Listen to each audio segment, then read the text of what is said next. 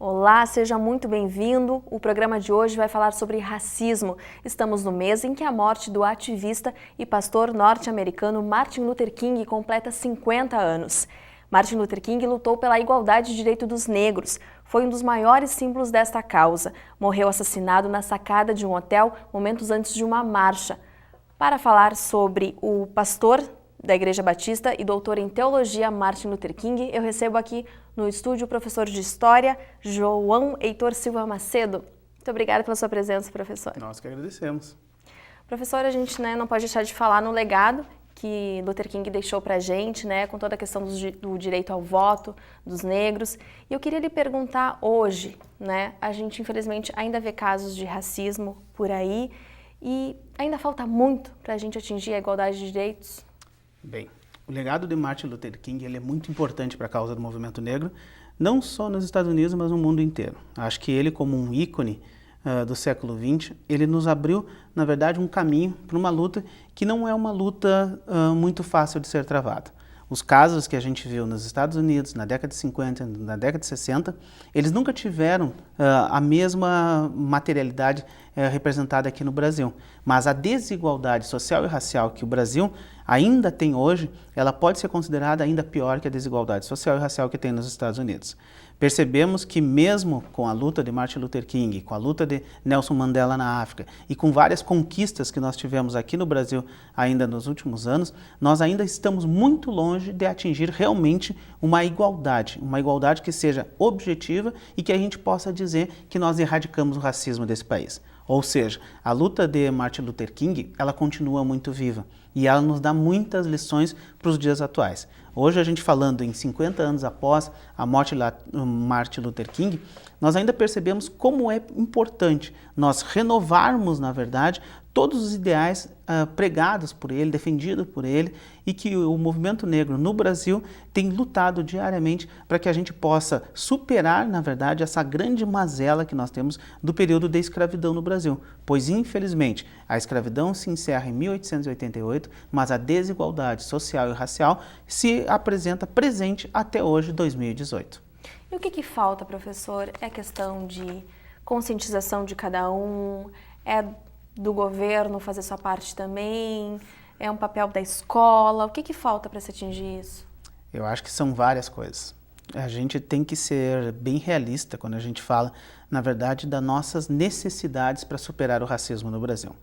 Nós temos uma série de carências e essas carências passam muito pelo poder público, pela ação efetiva do poder público, no momento que esse poder público tem que fiscalizar. Pois leis, na verdade, que combatem o racismo, leis que proporcionam, na verdade, uma igualdade racial e que debatem essas questões dentro das escolas, elas já existem. O que está faltando e que falta desde que o Brasil adota uma posição de trazer para dentro do seu debate as ações afirmativas é a efetivação na prática dessas ações afirmativas. O que nós percebemos? As leis foram criadas, as leis estão aí, mas nós ainda encontramos dificuldades enormes quando a gente fala na normatização das leis, quando a gente fala, na verdade, na aplicação prática das leis. A gente pode falar, por exemplo, da Lei 10.639, que fala sobre a educação para as relações étnico-raciais, da inserção da história e da cultura afro-brasileira nas escolas. E a gente vê ainda que esse debate, por mais que tenha evoluído bastante em relação ao ano que essa lei foi criada, 2003, ainda estamos muito longe de chegar no cenário perfeito. E qual é a dificuldade que está acontecendo para que ela chegue na escola e seja aplicada efetivamente? Ainda vemos muitas escolas que se negam a fazer o debate, e se negando a fazer o debate não há uma fiscalização do Estado. De outro lado, não há uma instrumentalização do Estado enquanto gestor da educação, promovendo debates, formação de professores, acesso à informação e uma informação que seja mais diversificada, uma informação que atinja realmente os objetivos de uma educação antirracista. Pois se nós queremos combater o racismo, nós temos que ensinar as crianças a não ser racistas. E isso está nos livros didáticos que a Lei 10.639 começou a desenvolver a partir de 2003. Mas está faltando o quê? A aplicação efetiva, a fiscalização efetiva, e aí o Estado tem que se manifestar. O Estado tem que deixar a sua posição de neutralidade, entre aspas, e agir. E agir fala do quê? O que eu estou querendo dizer com isso? Nós precisamos de instrumental material, nós precisamos de recursos humanos, nós precisamos de instituições que façam esse papel.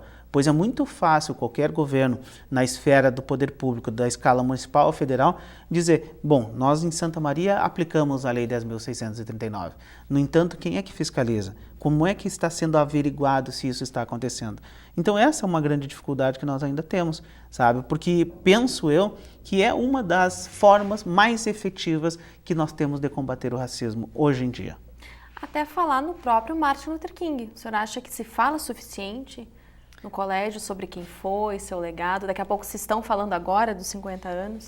Bom, realmente a gente tem que fazer o papel aqui de educador também. Mais do que um militante no movimento negro, nós somos educadores da educação básica, e realmente o conhecimento sobre a história do Martin Luther King ainda é muito pequeno dentro das escolas. Como eu disse, nós temos um grande avanço a partir do momento que a lei ela é obrigatória em 2003.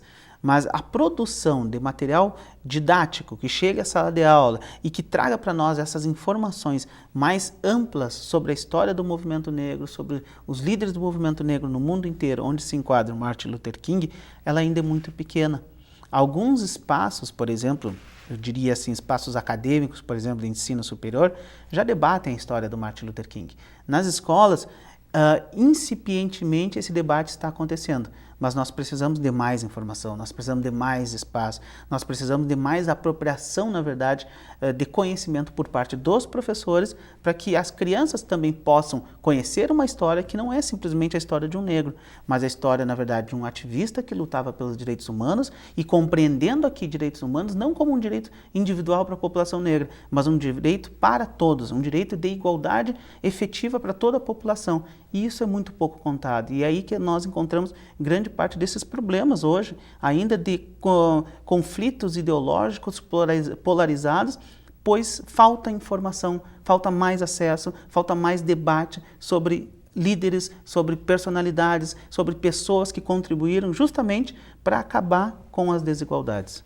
E o que a gente mais pode falar dele, professor? Toda a questão, porque eu vi até em algumas reportagens as pessoas dando seus depoimentos muito emocionadas ainda, né? Muito saudosistas, né? De tudo que ele foi. O que a gente pode falar mais dele? Como ele conseguiu todos esses direitos, né? Por meio dos movimentos, assim. Porque a gente sabe também que ele era daquela questão de protestos pacíficos, né? Exato. Que eu acho que está muito atual hoje em dia em função dos protestos que a gente está vivendo, né, de caráter político. Exato. Eu acho que o Martin Luther King ele tem vários ensinamentos para nós. Como eu disse, o nosso conhecimento no Brasil ele fica muito limitado, mas o Martin Luther King ele tem várias causas, na verdade, que durante os anos 50 e 60 se efetivaram numa luta direta, então, nos Estados Unidos, de combate ao racismo e combate às desigualdades. Desde, na verdade, da lei, por exemplo, de cerceamento de espaços, de uso de espaços pela população negra, até a luta, por exemplo, do voto igualitário para a população negra, são alguns dos ícones que fizeram do Martin Luther King ser respeitado em todo o país. Porque na época, eu estava lendo sobre, e era numa época que até se tinha assentos Exato, em havia uma ônibus separação para limitar, né, quem senta em que lugar. Exato, em maior parte dos estados norte-americanos havia uma separação física dos espaços que poderiam ser ocupados por negros e brancos. Bebedouros para tomar água. E eu acho que esse caráter, na verdade, dessa luta dele, que nos Estados Unidos tem um impacto muito grande, ainda precisa ser mais, vamos dizer assim, provocado o conhecimento sobre a história dele. Ele tem também uma grande afinidade com ideais do pacifismo, e isso eu acho muito importante, pois todo o embate que ele provoca em busca dos direitos civis da população negra sempre foram em favor da não violência. Então isso foi uma bandeira que ele levantou, é uma bandeira que também é muito importante dentro do momento atual que nós vivemos no Brasil, pois ele tinha uma defesa ferrenha, mesmo em um estado que era contra o seu posicionamento de não usar a violência. E esse não usar a violência também é um elemento agregador do Martin Luther King. Eu acho que uma das coisas que poucas pessoas sabem é que ele mesmo, sendo um pastor e em alguns momentos se liga muito ele à questão religiosa, ele foi uma pessoa que conseguiu congregar várias religiões, várias ideologias diferentes, e ele conseguia, através da fala dele, sensibilizando a população, sensibilizando por uma causa que não era só do movimento negro, ele conseguiu agregar várias pessoas para o lado dessas causas do movimento negro. E eu acho que para mim está aí um dos grandes ensinamentos dele. Todas as lutas que o Martin Luther King empreendeu nos Estados Unidos foram lutas que fizeram com que ele extrapolasse uma causa, que ele extrapolasse uma bandeira ideológica, que ele extrapolasse, por exemplo, as questões específicas do movimento negro e sempre contra a violência. E por isso que eu insisto, precisamos conhecer mais a história de Martin Luther King, como a gente precisa conhecer mais a história de vários outros ícones da luta antirracista no mundo inteiro. E como é que era o discurso dele? Era motivador? Era para o pessoal ir para as ruas? Era para fazer a sua parte no trabalho? Como é que era? Exato, assim, eu acho que uma das coisas que são bem marcantes na vida do Martin Luther King foi a forma com que ele se formou, né? Essa questão dele ligada à religião protestante, dele se tornar um pastor, ele construiu uma oratória bastante eloquente, uma oratória que sensibilizava as pessoas. E essa sensibilização dele, através da oratória, ele fazia com que as pessoas se sensibilizassem com aquela história que ele estava contando. Fazia com que as pessoas conseguissem entrar para dentro da história que ele estava contando e se sentir parte da própria história. E sempre trazendo para o lado dele, trazendo para a causa dele, as pessoas nunca provocando, na verdade, um embate que fosse político, que fosse violento, que fosse material, mas sempre pensando em agregar. Então, eu acho que uma das coisas que fica muito marcada na vida dele, que é a frase, né, eu tive um sonho, e não é por acaso que isso acaba se tornando um grande slogan da carreira e da trajetória dele. Porque ele sonhava com uma sociedade mais justa realmente, ele sonhava com uma sociedade mais igualitária. E ele usava, na verdade, esse poder de sensibilização. E hoje em dia a gente vê como nós estamos carentes de pessoas que agregam, pessoas que através da sua fala, em vez de pregar a divisão, a violência, o ódio, pregam na verdade essa união, a busca de soluções, a busca de uma solução de uma sociedade que precisa ser mais justa e igualitária. Martin Luther King fazia isso há 50 anos atrás. Não por acaso foi assassinado, né? E a gente vê muito dessa semelhança nos dias de hoje e da necessidade de nós termos pessoas que pensem que nem Martin Luther King, para além da religião dele, para além do posicionamento pela luta militante no movimento negro, ele pensava muito além disso. E eu acho que precisamos aprender com a história do Martin Luther King. Bom, daqui a pouquinho a gente segue então falando sobre ele, né? O Unifre Entrevista faz um breve intervalo e já volta, não saia daí.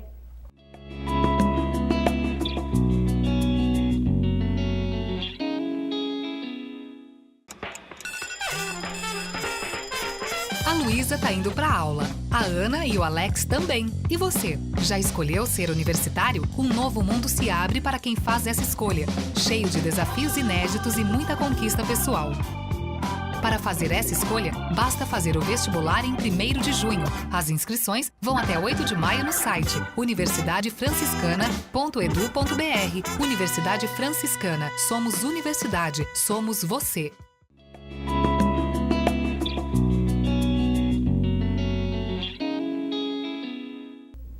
O Unifre Entrevista está de volta, nós estamos falando sobre racismo, sobre os 50 anos da morte de Martin Luther King. Eu recebo aqui no estúdio o professor de História, o professor João Heitor Silva Macedo. Professora, eu queria lhe perguntar, hoje em dia com redes sociais, né, com um mundo mais monitorado, né, a gente vê casos de racismo explícito e eu queria lhe perguntar, assim, o que é considerado racismo? Porque muita gente acha que daqui a pouco chamar uma pessoa de negro ou fazer alguma referência a isso não é. Eu queria saber do senhor, o que a gente pode considerar, o que já é racismo? Bom, toda vez que tu atribui, na verdade, um tom pejorativo à cor da pele, tu está falando de racismo. Então, a forma de falar, por exemplo, tu atribuir uma degeneração, atribuir, na verdade, um adjetivo negativo, um adjetivo que traga uma inferiorização através da cor da pele, é considerado racismo. Então, o racismo ele está muito além do uso da palavra, mas a forma com que se usa a palavra. Mais do que isso, no nosso atual Estado brasileiro, se atribui muito isso às características, principalmente as características que são ligadas à africanidade, à cor da pele, ao estilo, ao jeito africano de ser. Isso também é racismo do Brasil. Então, nós temos hoje, na verdade, uma vamos dizer assim, uma viralização através da internet de uma série de formas de práticas de racismo, que vão desde o deboche na cor da pele até, na verdade, a caracterização do cabelo black como sendo algo que não é muito legal. Um comentário em uma postagem. Um comentário, qualquer coisa desse tipo, pode ser considerado racismo. Basta, na verdade, estar atingindo o grupo através da cor da pele. E a gente falava, né, no legado de Martin Luther King na questão ele ganhou o Nobel da Paz, né, em função de toda essa questão do protesto sem violência. Queria que você falasse mais sobre isso, porque eu acho que é muito atual, né? De que forma você consegue colocar as suas ideias e mobilizar, né, as pessoas sem agredir as outras, sem insultar, como a gente tem visto por aí, né? Bom, eu acho que o legado do Martin Luther King nesse aspecto, para mim, é uma das coisas mais importantes que a gente tem que valorizar quando a gente está hoje tendo a oportunidade de falar dos 50 anos da morte dele. Pois Martin Luther King, lá na década de 60, ele já trazia uma bandeira de pacifismo. E num momento de Estados Unidos, que é um contexto diferente do nosso de Brasil aqui, mas que hoje está muito próximo da nossa realidade. Hoje, então, o que nós percebemos? Que no momento de crise política, ideológica e de valores, é muito fácil se polarizar opiniões. E essa polarização de opiniões, muitas vezes pela própria falta de conhecimento, pela necessidade que as pessoas têm de se autoafirmar, isso tem evoluído para agressões físicas até, como nós temos visto. E o Martin Luther King nos ensinou uma coisa que é muito importante hoje, principalmente sobre a ótica do movimento negro. Quando nós temos aí causas que perpassam mais de 100 anos da história do Brasil, onde a gente continua lutando por uma igualdade objetiva que nunca aconteceu, eu acho que não é o movimento negro e nenhum outro movimento social que deve ficar, na verdade, atacando outros movimentos, atacando outros grupos culturais para que a sua causa se sobreponha às outras. Eu acho que o que o Martin Luther King nos ensinou, que nós precisamos, na verdade, é superar na verdade, as desigualdades. Nós precisamos superar aquilo que nos divide. Nós temos que pensar, na verdade, nas formas que nós temos de chegar a uma igualdade plena de toda a população. E como chegar nessa igualdade plena? Respeitando a cor da pele, respeitando a religião do outro, respeitando a opinião política do outro, respeitando e aprendendo a conviver com esse respeito. De maneira nenhuma nós podemos atribuir, por exemplo, a um grupo que não simpatiza com o que eu acredito, alguma questão que torna ele inferior a mim. Ter opinião diferente não quer dizer que essa pessoa tem que ser meu inimigo. Ter, na verdade, uma formação histórica diferente não quer dizer que essa pessoa deve ser minha inimiga. O que o Martin Luther King nos ensinou é que nós precisamos sim construir uma nação. Precisamos construir uma nação que seja igualitária. Igualitária quer dizer que nós devemos respeitar todas as diferenças. E no respeito a todas as diferenças, nós construir sim uma identidade nacional. E isso basta para que a gente chegue, na verdade, numa igualdade, basta a gente olhar para dentro de nós mesmos, nós fazer a nossa autocrítica e nós procurar lá dentro de nós o que nos faz humano, o que nos faz realmente iguais aos outros. Isso está dentro de nós, isso não está na cor da pele, não está na ideologia política, não está na bandeira partidária, está, na verdade, na nossa consciência crítica, de olhar para dentro de nós e realmente responder aquelas perguntas que precisam, na verdade, ser respondidas. O que me faz ser humano? E o que me faz ser humano é o que faz todos os outros seres humanos também. Eu acho que esse é o grande legado do Martin Luther King, que nos ensina, no momento que nós vivemos no Brasil hoje, no momento que a própria luta pela igualdade racial ainda continua sendo uma luta muito presente no Brasil, nós temos que dar o passo adiante. E esse passo adiante não é, na verdade, a agressão e nem a violência. É nós superar isso para fazer uma grande união nacional e que nós estamos precisando nesse momento. Justamente, eu faço essa pergunta não só pela questão do movimento, mas por todas as outras, né, que todas a gente está vivendo, principalmente na política.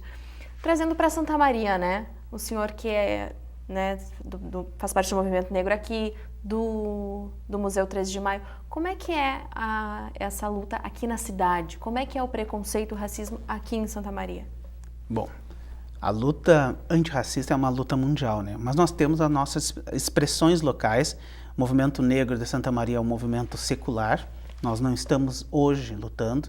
A gente vem de uma tradição histórica de vários segmentos do movimento negro, sempre se afirmando e se autoafirmando diante do preconceito que sempre foi presente. Historicamente, a população negra sempre foi excluída dos espaços de debate, dos espaços de poder, e mesmo com o crescimento das políticas e ações afirmativas, dos debates propositivos, do acesso à educação e à educação superior que os negros passam a ter, o preconceito continua existindo.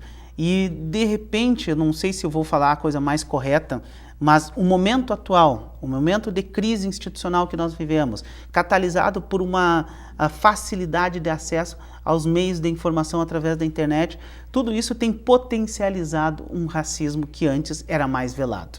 Eu acho que a análise que a gente tem feito recentemente, que a gente passou por um período em que a desigualdade social e racial continuavam existindo, elas nunca diminuíram. Mas a expressão do racismo começou a se tornar mais visível com as redes sociais. E em Santa Maria, essa expressão do racismo, ela extrapola os espaços públicos, ela extrapola as redes sociais, e a gente tem casos recentes aí que todo mundo ficou sabendo de espaços públicos serem atingidos por pichações racistas e que agrediam colegas, por exemplo, de espaços universitários, inclusive. E isso é uma questão... Não foi uma nem duas, né? Foram Exatamente. Várias vezes. E quando a gente faz essa análise, a gente se preocupa. Ou seja, nós estamos realmente evoluindo na luta antirracista? Eu sou sempre otimista em dizer que mudou o cenário. Hoje nós temos um espaço como esse aqui, que a gente pode estar falando e debatendo a questão racial, mas ao mesmo tempo se deu espaço para que a voz oposta também se pronunciasse. Se aconteceu esses casos de racismo na nossa sociedade aqui em Santa Maria, é porque o problema continua existindo. O problema continua existindo e pior, ele está sendo reforçado por pessoas que estão alimentando esse tipo de ato. Esse ato não é um ato isolado. Os atos que aconteceram em Santa Maria e que têm acontecido em outras cidades do interior do Rio Grande do Sul, eles têm acontecido justamente por esse momento de instabilidade política e social que nós vivemos. Essa oposição entre o certo e o errado, entre o bem e o mal, esse dualismo social permite, por exemplo, que alguém se pronuncie daquela forma. Então, mais uma vez, eu retomo o debate inicial que nós estávamos fazendo aqui sobre as causas do Martin Luther King. O olhar que nós temos que fazer não é de oposição ao outro, mas de construção com o outro, de construção de uma sociedade melhor. Mas a gente tem que começar a fazer isso dentro de nós mesmos. A gente tem que olhar para dentro de nós, fazer a reflexão e pensar de que forma eu estou contribuindo para uma sociedade melhor, de que forma eu estou contribuindo para que a gente chegue realmente a ser uma humanidade plena, plural, onde todos possam viver de forma igualitária. Ou será que eu, através do meu pronunciamento na rede social, não estou só contribuindo para acirrar os ânimos? Será que eu, compartilhando essa ou aquela notícia, eu estou ajudando realmente para o debate? Será que eu estou ajudando a melhorar a situação? Será que eu, pichando uma parede, eu estou resolvendo, na verdade, botando a minha opinião de forma agressiva contra o meu colega, eu estou resolvendo alguma coisa? Com certeza nós não estamos resolvendo. Então nós devemos olhar sim para dentro de nós, nós temos que fazer essa crítica e pensar, eu quero realmente ajudar, eu quero contribuir, e eu uso de novo uma frase que é muito comum no movimento negro, não basta tu não ser racista, tu tem que ser antirracista. É assim que nós vamos superar esses problemas que a gente está vendo hoje ainda. E o senhor acredita que nessas situações aí, né, vou chamar de pichações, né, nesses desenhos que foram feitos, tem essa consciência contra o negro ou é mais, de repente, a pessoa querendo polemizar ou aparecer? Porque imaginar que tenha isso, né, que essa pessoa acha que tem alguma diferença, hoje é difícil de acreditar, né? É difícil de acreditar, mas a gente tem que ser críticos e a gente não pode ser ingênuo nesse momento. Ainda mais universitários, né? Universitários. Então, quando a gente fala sobre isso, a gente está falando não de pessoas que não têm acesso a conhecimento. Ou seja, a intencionalidade ali existe. Infelizmente, a gente tem que dizer isso. Há uma intencionalidade, ninguém faz um desenho específico numa parede, ninguém bota um nome específico numa parede sem estar pensando o que está fazendo. Há sim uma intenção e essa intenção é que preocupa. Se a pessoa se empoderou ao ponto de ir lá fazer esse desenho, é porque ela veio, na verdade, alimentada por outras pessoas, por outras bagagens que levaram àquele momento. É isso que nos preocupa no momento, e é por isso que a nossa luta do movimento negro, ela se torna cada vez mais importante, cada vez mais latente dentro de uma sociedade que está se pronunciando racista ainda. Nós estamos em 2018, Daqui a alguns dias nós vamos estar celebrando 130 anos da abolição da escravatura. E a situação nesse país ainda é tão grave quanto no dia 13 de maio de 1888. Nós temos uma população, entre aspas, liberta, mas que ainda é segregada dos espaços de debate, de protagonismo, e ainda encontramos casos de racismo aí nas paredes da cidade. Professor, muito obrigada pela sua participação. Eu acho que de tudo que a gente falou aqui, né, uma das coisas mais importantes é a questão do respeito, né? Com certeza. Eu acho que nós temos que ter uma autoconsciência. E essa consciência passa por a gente aprender a respeitar o próximo. Muito obrigada. E muito obrigada pela sua companhia. Até o próximo programa.